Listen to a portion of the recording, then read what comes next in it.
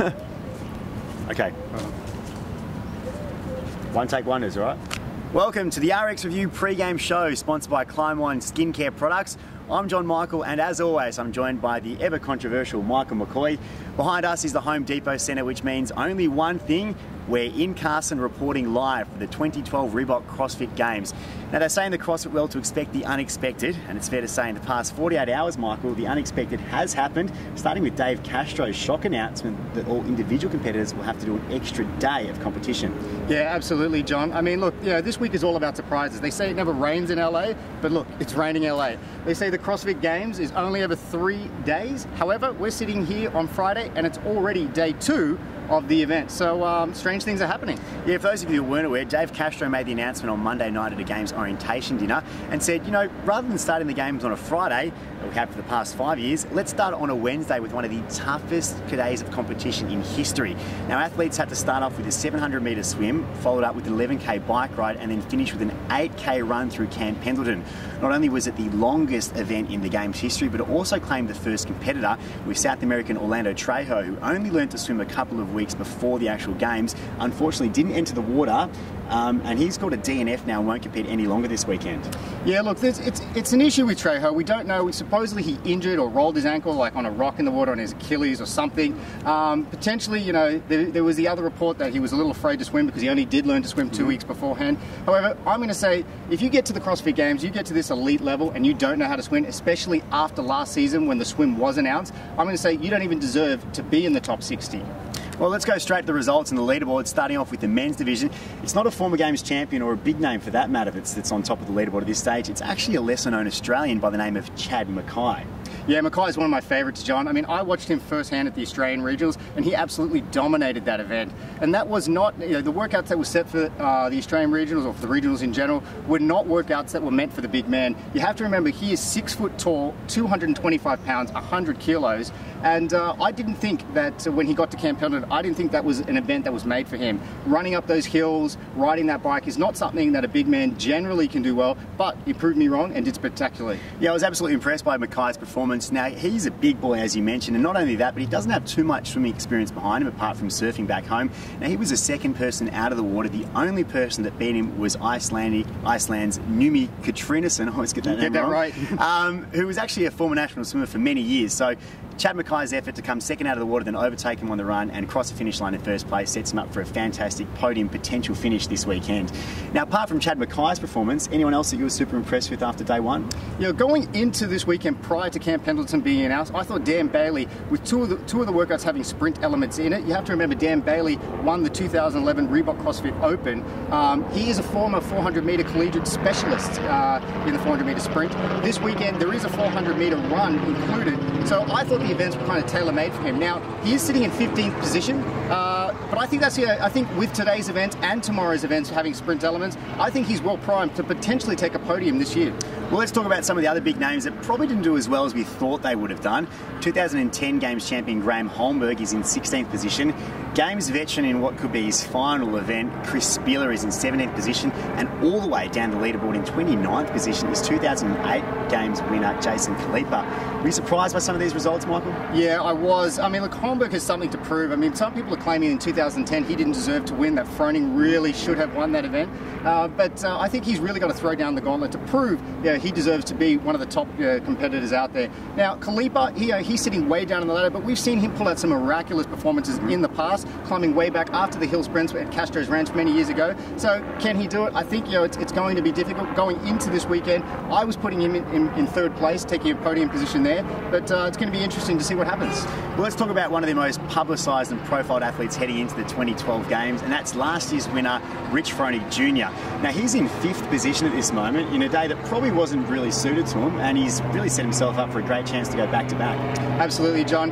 Going into this weekend, again, it was all about Froning. Could anyone beat Froning? And really, it just seemed such an insurmountable task. However, going into Camp Pendleton, I really thought that could show some chinks in his armour. It was a long, grueling event. However, finishing 5th, look, I'm going to say it's going to be a difficult task for anyone to take it to him this weekend. Bridges isn't here. However, there are some other competitors like Ben Smith, Neil Maddox out there. It's anyone's game. Only 1,300 points have been played. Was it 200? 300 so far. 300 points have already been taken, so let's see, 250 up on offer today. Let's see what happens. Yeah, well, okay, let's talk about predictions then, Mikey. Who's your predictions to win it, and I suppose to round out the podium as well? As I said, it's going to be almost impossible to beat Froning at this stage, unless injuries surmount.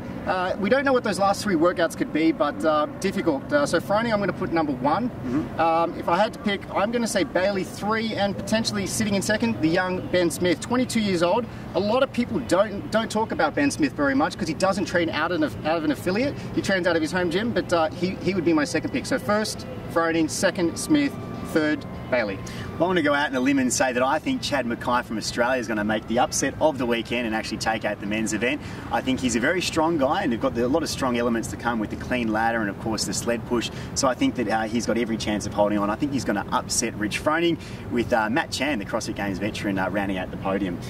Now, let's move away from the men's division and go on to the females division. Now, in 2011, in the opening event at the beach, Julie Fouché took out that.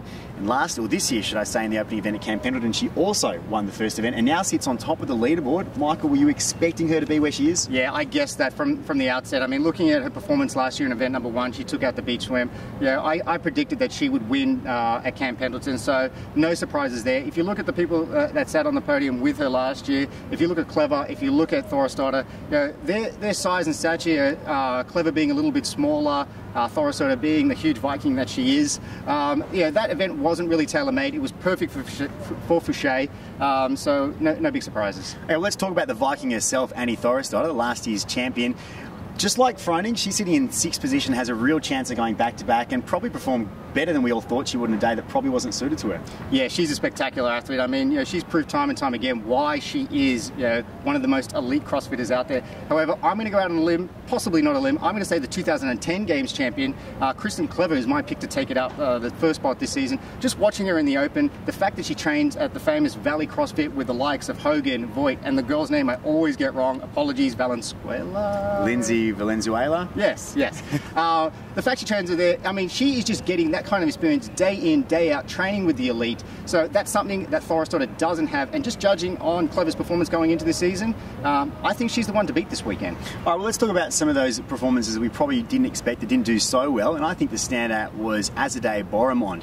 Now, she's a regional champion, and many, including myself, had her tip penciled in as going to be the upset of the year this year and beat Annie Thorisdottir to claim the title. Unfortunately, she's performed very poorly on day 1 and is all the way back in 38th or 39th position from memory. Mikey, do you think she's got a chance to climb up the leaderboard and maybe make a podium finish from here, or is it too late for her? Absolutely not. No chance in hell. Look, as we know with CrossFit, it takes a while to learn the adaptations of those movements. I just don't think she has the experience. I know she's been one of your picks for quite a while. She has been, yes. But I'm going to say, look, unless a bunch of people fall over and break their ankles, she's not going to get in the top 10. Okay, well, Azadeh Boromond, you heard it first from Michael McCoy. He's not going to make the top 3. 10.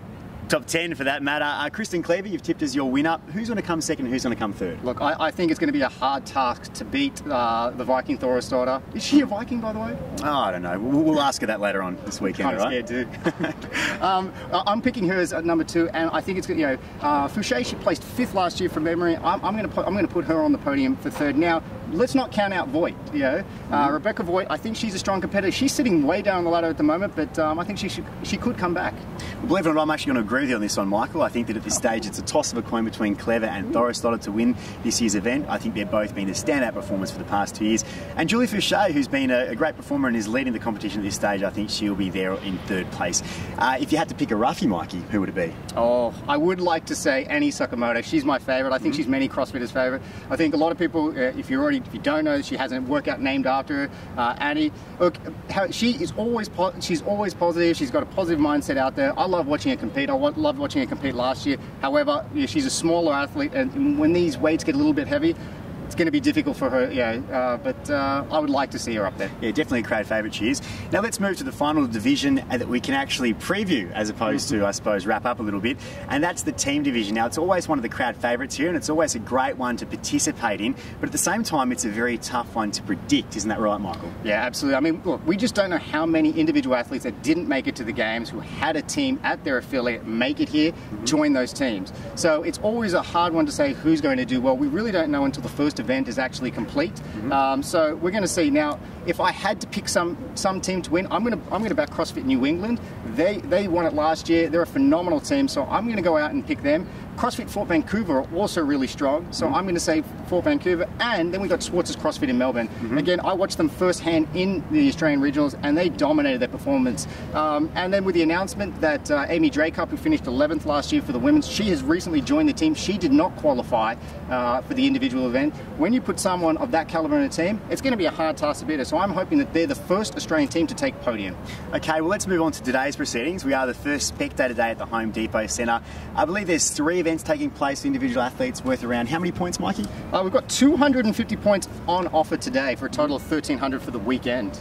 Okay, and what are those events? I believe it's starting off with a ball toss or something like that, right? Ball toss, we've got the track triplet, and we've got the medicine ball handstand push-up. So it's going to be interesting to see. I'm interested to see the GHD ball toss. That's going to be an interesting one. I think it's new to the games this year, and it's going to be very exciting to see how that all pans out. But that about wraps up the very first RX Review pre-game show. For all the information of the 2012 Reebok Games CrossFit, make sure you follow our website, therxreview.com. We'll be doing live blogging of all individual events and uploading plenty of interviews with athletes throughout the weekend. And of course, tonight we'll be doing a post-game show on day 2 at the Home Depot Centre. Well, that's if it doesn't rain. That's if it doesn't rain, that is. Remember to follow our Facebook and Twitter for all the updates. And once again, thanks to our sponsor, Climb On Skincare Products. And remember, if you can't eat it, do not put on your skin.